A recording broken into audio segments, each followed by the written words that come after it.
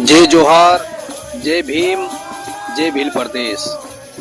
હું છું તમારો મિત્ર રાજેશ સિસોદિયા અને અત્યારે તમે જોઈ રહ્યા છો આપણો ચેનલ એટલે times of Bhil Pradesh. Times of Bhil પ્રદેશમાં હું તમારો બધા જ મારા વડીલોનો, મિત્રોનો અને દરેક લોકોનું હૃદયની ઊંડાણથી સ્વાગત કરું છું। વાલાઓ, આજે કેટલા ખુશીના સમાચાર છે આપણી જોડે કે આજ રોજ દાહોદ જિલ્લાના ધાનપુર મુકામે આપણા ભગવાન, આપણા આદર્શ એટલે ગુરુ ગોવિંદ મહારાજની પ્રતિમાનું અનાવરણ કરવામાં ખૂબ જ આનંદપૂર્વક આવ્યો। પણ આ જો આનંદ છે, આના પાછળનો સંઘર્ષ બી કેટલો છે તમને બધાને જ ખબર છે।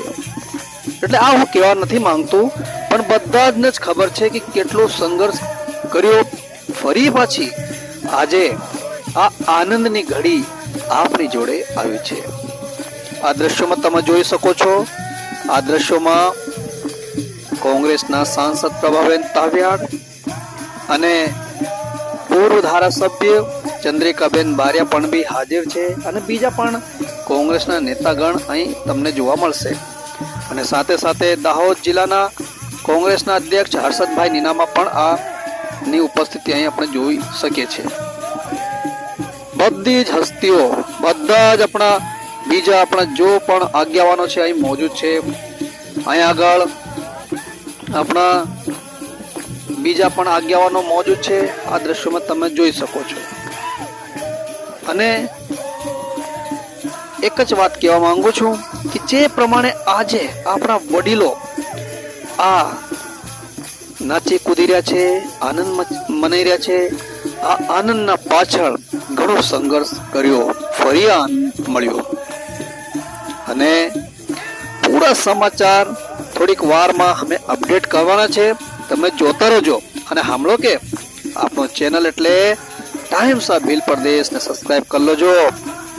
ચેનલને ઘેર ઘેર, ગામડા ગામડા, ડુંગર ડુંગર બધા જ કાકા બાબાની જોડે પુગાડવાનો કોનો ફરજ છે?